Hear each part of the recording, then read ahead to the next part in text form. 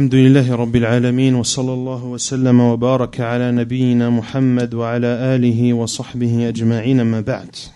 Donc l'autre livre qu'on commence incha'Allah ta'ala est le livre intitulé Mukhtasaru Fiqh al-Asma' al-Husna le Cheikh Abdul Razzaq ibn Abdul Muhsin al-Badr hafidhahullah ta'ala, qui est le résumé de la compréhension des noms les plus beaux, des noms majestueux d'Allah subhanahu wa ta'ala. À la base, le livre c'est Fiqh al-Asma' al-Husna de Cheikh Abdul Razzaq al-Abbad, qui est un livre moyennement volumineux que le Cheikh a résumé. Et l'on va lire incha'Allah ta'ala l'introduction de ce livre dans lequel le Cheikh explique pourquoi est-ce qu'il a résumé son livre initial. المقدمة.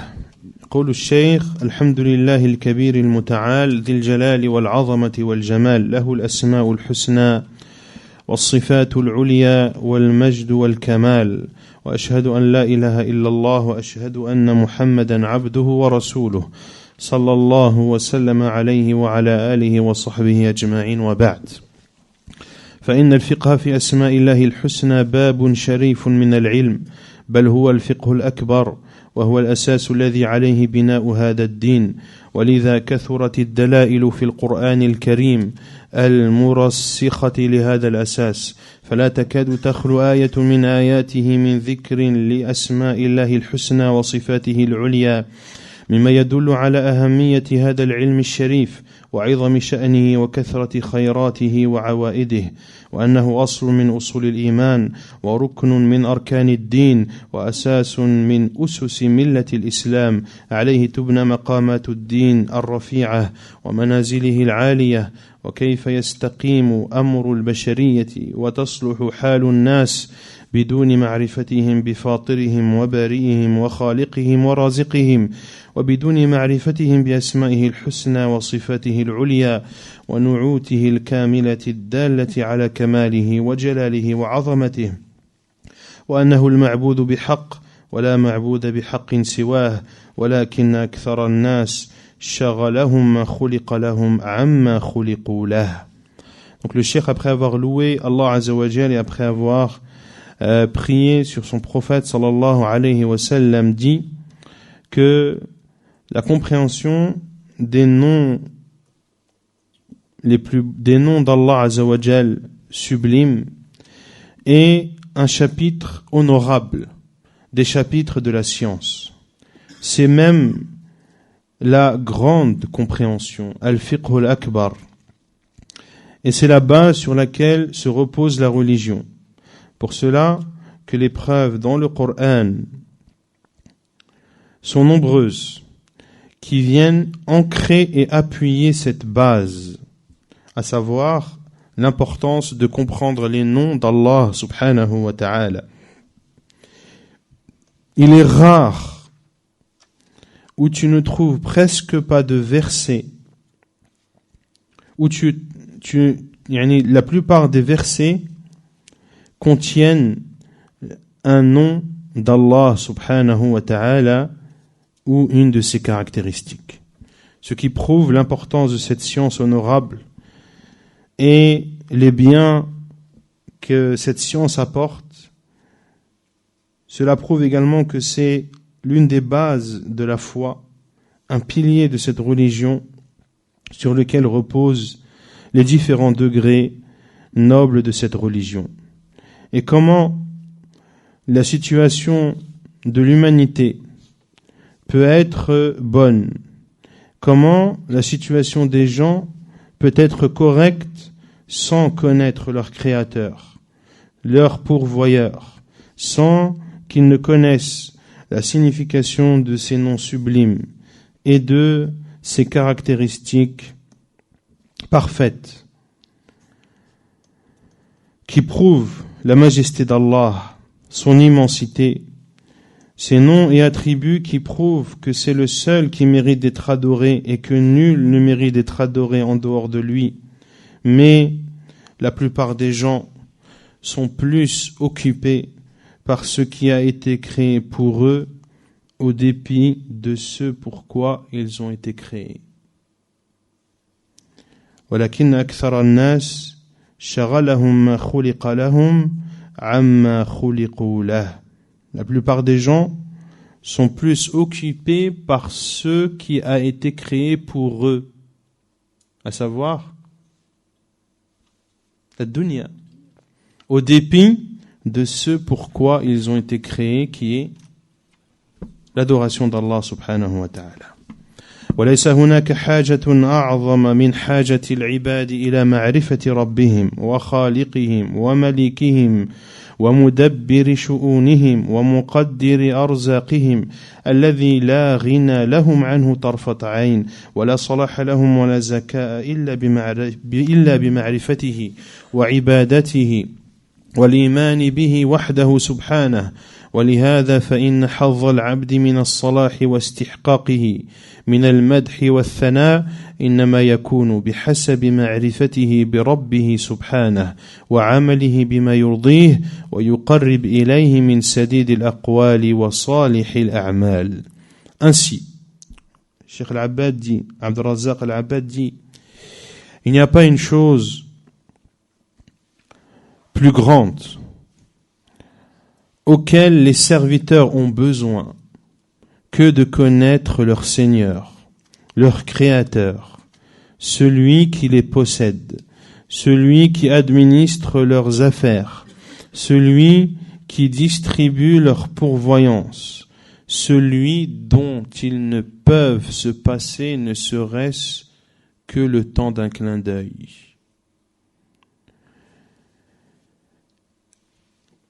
Et ils ne peuvent être bons, c'est-à-dire ses serviteurs. Et ils ne peuvent être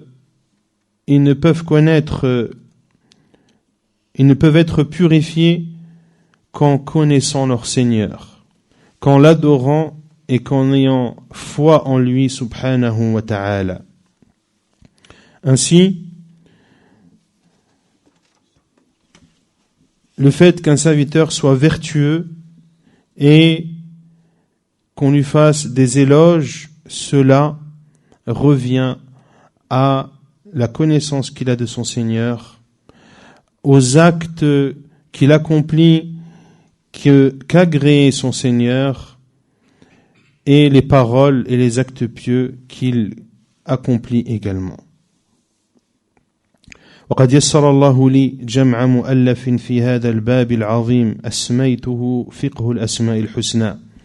شرحت فيه أكثر من 100 اسم من أسماء الله الحسنى مسبوقة بمقدمات تأصيلية في فقه هذا الباب العظيم، وقد حرصت في إعداده على أن يكون بألفاظ واضحة وأسلوب ميسر مع عناية بعرض الشواهد وذكر الدلائل من كتاب الله عز وجل وسنة النبي الكريم صلى الله عليه وسلم، موضحا ما تيسر من الجوانب التعبدية والآثار الإيمانية التي هي مقتضى الإيمان بأسماء الله.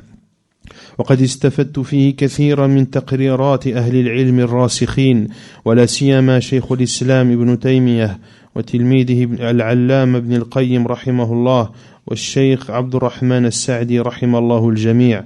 وقد طبع بفضل الله غير مرة في مجلد متوسط الحجم، وقد رغب عدد من الأفاضل اختصاره في رسالة صغيرة تيسيرا لقراءته وطباعته ونشره وترجمته. Puis Cheikh Abd al-Razzaq dit, et Allah Azza wa Jal m'a facilité de rassembler un ouvrage dans ce chapitre immense que j'ai appelé la compréhension des noms les plus beaux, dans lequel j'ai expliqué plus de 100 noms parmi les noms d'Allah sublimes, que j'ai précédés d'introductions qui viennent apporter les règles qui régissent la compréhension de ce chapitre immense. Et j'ai fait mon possible pour que ce livre soit écrit en utilisant des termes clairs et des formules simples, en prenant le soin d'exposer les preuves et de citer les preuves dans le livre d'Allah et dans la sunna du prophète sallallahu alayhi wa sallam, et en expliquant le caractère adoratif de ces noms et les conséquences, les bonnes conséquences ou les bonnes traces que ces noms ont sur la foi. Et j'ai beaucoup appris des enseignements des gens de science, ancrés dans la science, notamment Cheikh al-Islam Ibn Taymiyyah, son élève Ibn al-Qayyim et Cheikh Abdurrahman al-Sa'di, qu'Allah leur fasse tous miséricorde. Et ce livre a été édité à plusieurs reprises dans un livre de taille moyenne, et beaucoup de personnes nobles ont souhaité que ce livre soit résumé dans un petit livret afin de faciliter sa lecture, son édition, sa propagation et sa traduction.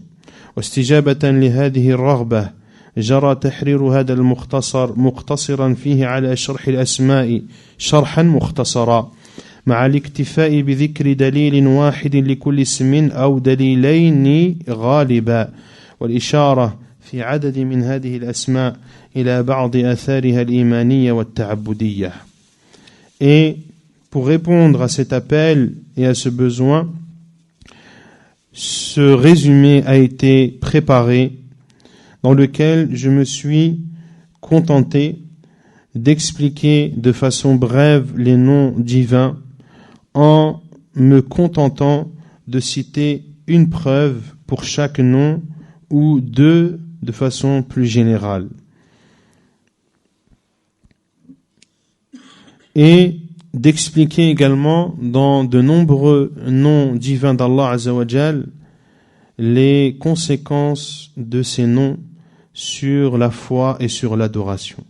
وأسأل الله الكريم أن يبارك في هذا المختصر وأن ينفع به وأن يجزي كل من كان سببا في اختصاره وكل من أعان على إعداده أو نشره أو ترجمته أعظم الجزاء والله ولي التوفيق لا شريك له وصلى الله وسلم على عبده ورسوله نبينا محمد وآله وصحبه وكتبه عبد الرزاق ابن عبد المحسن البدر. Et il dit, le cheikh, et je demande à Allah le généreux de bénir ce résumé et d'en faire profiter et de récompenser tous ceux qui ont été la cause de ce résumé, tous ceux qui ont aidé à le préparer, à le diffuser ou à le traduire, qu'Allah leur donne la plus grande des récompenses.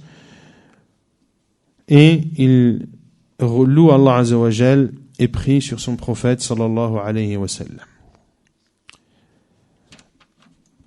Ensuite, le cheikh explique les différents noms sublimes d'Allah subhanahu wa ta'ala. Premier nom, Allah. وهو اسم عظيم من أسماء الله الحسنى وهو أكثر أسماء الله الحسنى ورودا في القرآن الكريم فقد ورد في القرآن أكثر من 2200 مرة وهذا ما لم يقع لاسم آخر وقد افتتح الله جل وعلا به 33 آية. Allah, qui est le nom immense des noms d'Allah sublimes. Et c'est parmi les noms d'Allah sublimes celui qui a été le plus cité dans le noble livre. Il a été cité dans le Coran plus de 2200 fois. Et ceci n'a été fait pour aucun autre nom. Et Allah subhanahu wa ta'ala a commencé 33 versets par le nom Allah. وذكر جماعة من أهل العلم أنه اسم الله الأعظم الذي إذا دعي به أجاب وإذا سئل به أعطى ولهذا الاسم خصائص وميزات اختص بها. Et un groupe des gens de science ont dit que Allah est le nom d'Allah l'immense, celui par lequel il exauce lorsqu'on l'invoque par celui-ci, et il donne lorsqu'on lui demande par celui-ci. Et ce nom, Allah, a des particularités qui lui sont propres. Donc ici, le cheikh, en parlant de l'ism al-a'zam, fait référence au hadith du prophète sallallahu alayhi wa sallam. Celui qui appelle ou qui invoque Allah par al-ism al-a'zam, idha su'ila bihi a'ta wa idha du'iya bihi ajab.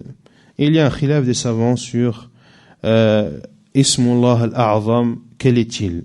Et l'on verra à travers l'explication des différents noms d'Allah subhanahu wa ta'ala, des différents noms sublimes d'Allah azza wa jal, que certains des savants les ont considérés de par les sens qu'ils renferment, de par les sens sublimes qu'ils renferment, que ce sont le nom d'Allah, Ismullah al-A'zam. منها أي من خصائص هذا الاسم منها أنه الأصل لجميع أسماء الله الحسنى وسائر الأسماء مضافة إليه قال تعالى ولله الأسماء الحسنى فادعوه بها. Parmi les spécificités de ce nom d'Allah Azza wa Jal, Allah, c'est que c'est la base de tous les noms d'Allah sublimes. Et l'ensemble des noms reviennent à celui-ci. Allah Azza wa Jal dit à Allah les noms les plus beaux, invoquez-le par ceci. Invoquez-le par ceci. وهو مستلزم لجميع معاني الأسماء الحسنى دال عليها بالإجمال والأسماء الحسنى تفصيل والأسماء الحسنى تفصيل وتبيين لصفات الإلهية التي هي صفات الجلال والكمال والعظمة فهو الاسم الذي مرجع سائر الأسماء الله الحسنى إليه ومدار معانيها عليه.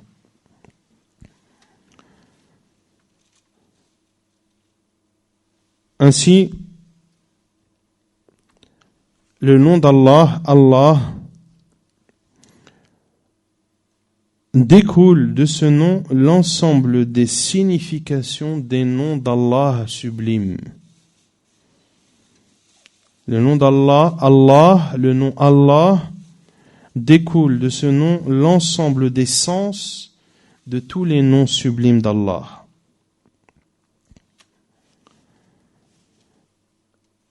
Lorsque tu dis Allah,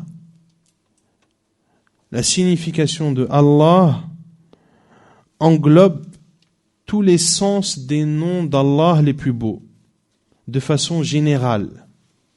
Et les différents noms sublimes d'Allah viennent expliquer chacun de ces sens.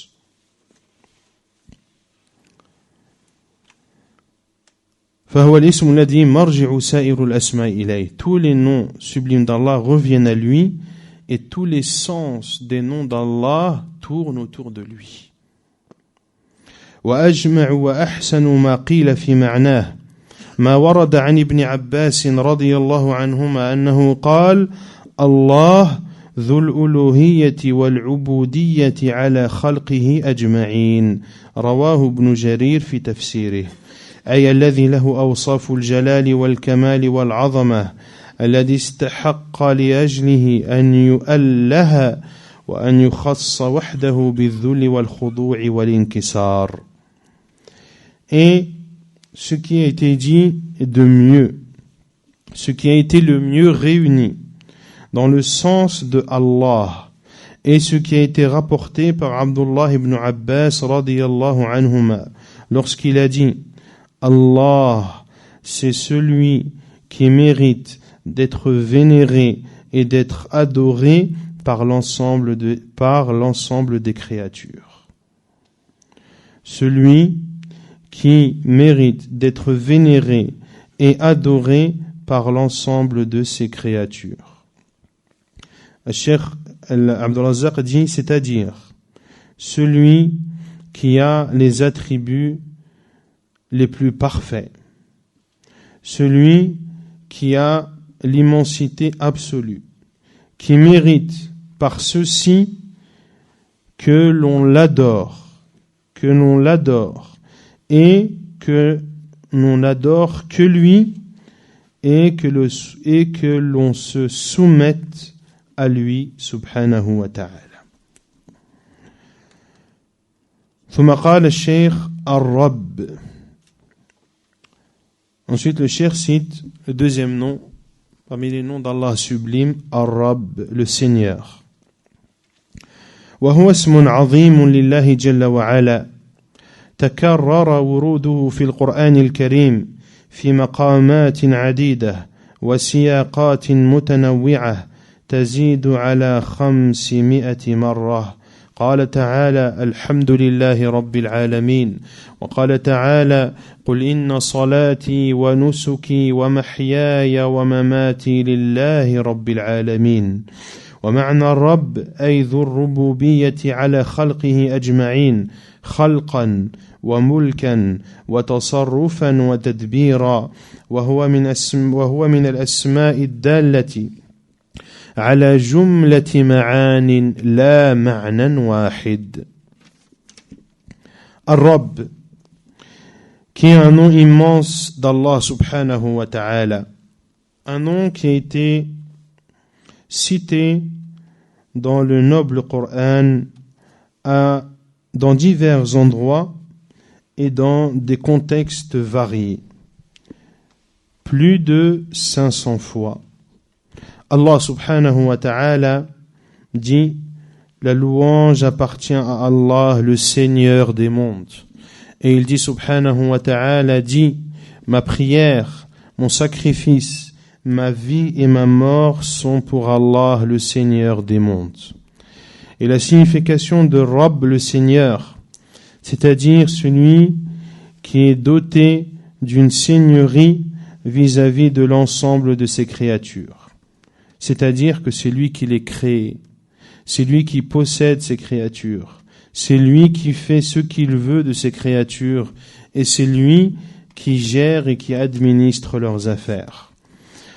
Et Ar-Rabb fait partie des noms d'Allah Azza wa Jal qui renferment plusieurs sens et non pas un seul et unique sens.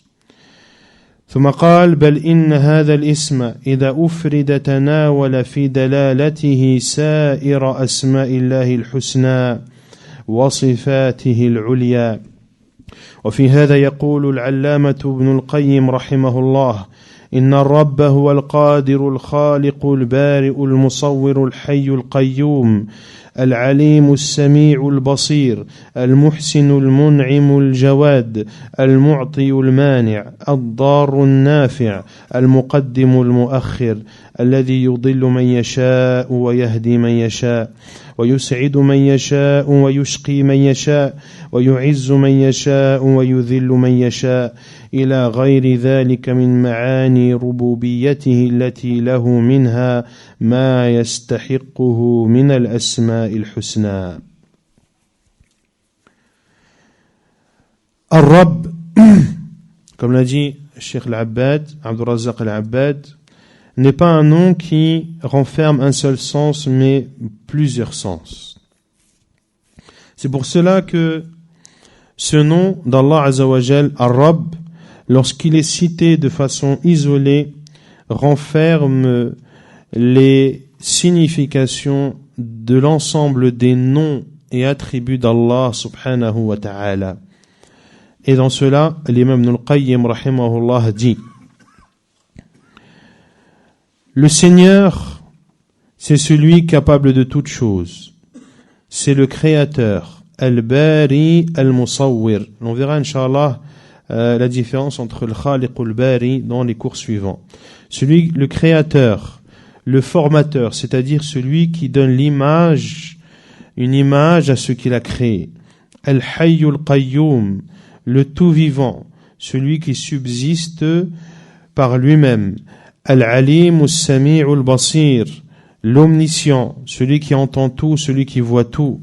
Al-Muhsinul Mun'imul Jawad, le bienfaisant, celui qui comble de bienfaits ses serviteurs, et le généreux. Al-Mu'tiyul Mani', celui qui donne et qui prive. Ad-Darun Nafi', celui qui apporte le bien et le mal. Al-Muqaddimul Mu'akhir, celui qui fait précéder ou retarder. Alladhi yudillu man yasha wa yahdi man yasha, celui qui guide, celui qui égare qui il veut et guide qui il veut, celui qui rend heureux qui il veut et malheureux qui il veut, celui qui élève qui il veut et rabaisse qui il veut, et bien d'autres sens de sa seigneurie qui sont présentes dans ces noms sublimes. Donc cela prouve que Ar-Rabb renferme de nombreux sens. Le nom d'Allah Azza wa Jal, Ar-Rabb, renferme de nombreux sens, notamment lorsqu'il est cité de façon isolée. Ar-Rahman Ar-Rahim, le tout miséricordieux, le très miséricordieux. وهما اسمان جليلان كثر ورودهما في القرآن الكريم افتتح الله بهما القرآن وجعلهما عنوان ما أنزله من الهدى والبيان وضمنها الكلمة التي لا يثبت لها شيطان وافتتح بها كتابه نبي الله سليمان عليه السلام وكان جبريل ينزل بها على النبي صلى الله عليه وسلم عند افتتاح كل سورة من القرآن وهذان الاسمان كل منهما دال على ثبوت الرحمة صفة لله عز وجل فالرحمن الذي الرحمة وصفه الرحيم الراحم لعباده.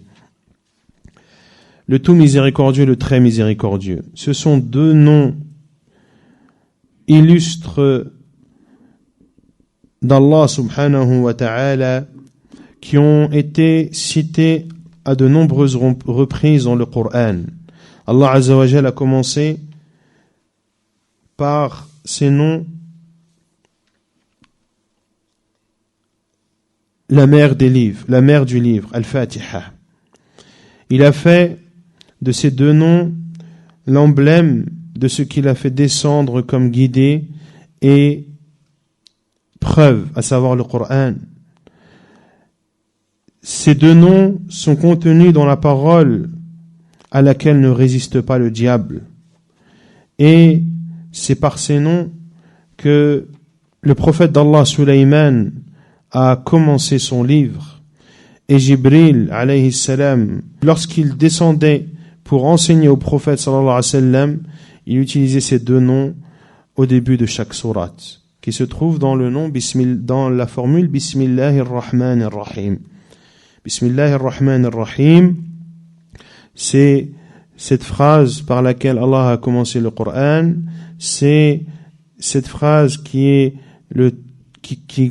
débute ce par quoi Allah Azza wa Jal a fait descendre le Coran, c'est Bismillah ar-Rahman ar-Rahim, cette parole que ne supporte pas le diable, c'est par cette parole que Sulayman a ouvert son livre, et c'est cette parole qu'a enseigné Jibril alayhi salam au prophète sallallahu alayhi wa sallam au début de chaque sourate qu'il enseignait au prophète sallallahu alayhi wa sallam. Et chacun de ces deux noms atteste la caractéristique de la miséricorde à Allah subhanahu wa ta'ala. Ar-Rahman, c'est-à-dire celui qui est doté de miséricorde. Ar-Rahim, celui qui accorde sa miséricorde à ses serviteurs. Donc Ar-Rahman est le nom qui désigne que la miséricorde, qu'Allah Azza wa Jal est doté de miséricorde. Et Ar-Rahim, c'est le nom qui signifie qu'Allah Azza wa Jal est miséricordieux envers ses serviteurs. وفي هذين الاسمين دلالة على كمال الرحمة التي هي صفة الله وسعتها فجميع ما في العالم العلوي والسفلي من حصول المنافع والمحاب والمسار والخيرات من آثار رحمته، كما أن ما صرف عنهم من المكاره والنقم والمخاوف والأخطار والمضار من آثار رحمته، فإنه لا يأتي بالحسنات إلا هو ولا يدفع السيئات إلا هو وهو أرحم الراحمين. Et ces deux noms sublimes d'Allah subhanahu wa ta'ala prouvent